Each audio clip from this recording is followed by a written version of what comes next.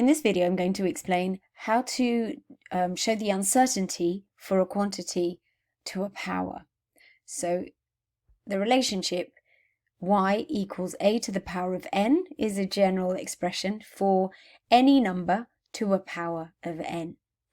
Now, the uncertainty would then be the fractional uncertainty of your answer is equal to the power times the fractional uncertainty of the number.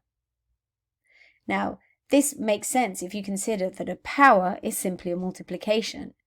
Y equals a to the power of 2, for example, would be y equals a times a. So the fractional uncertainty of y would be equal to the fractional uncertainty of a plus the fractional uncertainty of a, which means 2 times the fractional uncertainty of a. Now, if that's not making much sense now, let's have an example. I'm going to use the value for time from the previous example. T equals 1.25 seconds plus or minus 0.07. Now, the first thing you have to do when dealing with uncertainties, of course, is to find the value itself. Now, I want to know what's happening when I square t. So if I square t, I multiply 1.25 times 1.25 and it gives me 1.5625. How many significant figures or decimal places do I need to use? Well, let's look at the original data. We've got 1.25, so I've got 2 decimal places here.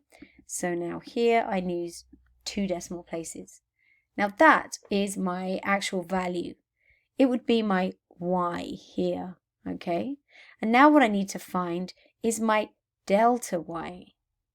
So let's have a look at the other side of the equation. I need my power here, which is 2, because I want to know about t to the power of 2.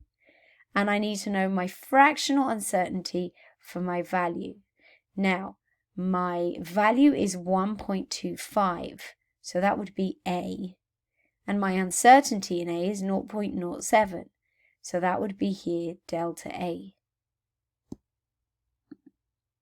I would calculate the uncertainty in t squared from the fractional uncertainty in t squared, and that would be equal to 2 the power times 0.07, the uncertainty in t, divided by 1.25, the value of t. Now that would give me 0.112, and now I need to multiply this by the value of t squared to find the uncertainty in t squared. So 0.112 times t squared, which is 1.56, would give me a value of 0.17 for my uncertainty. My final answer then would be 1.56 plus or minus 0.17 seconds squared.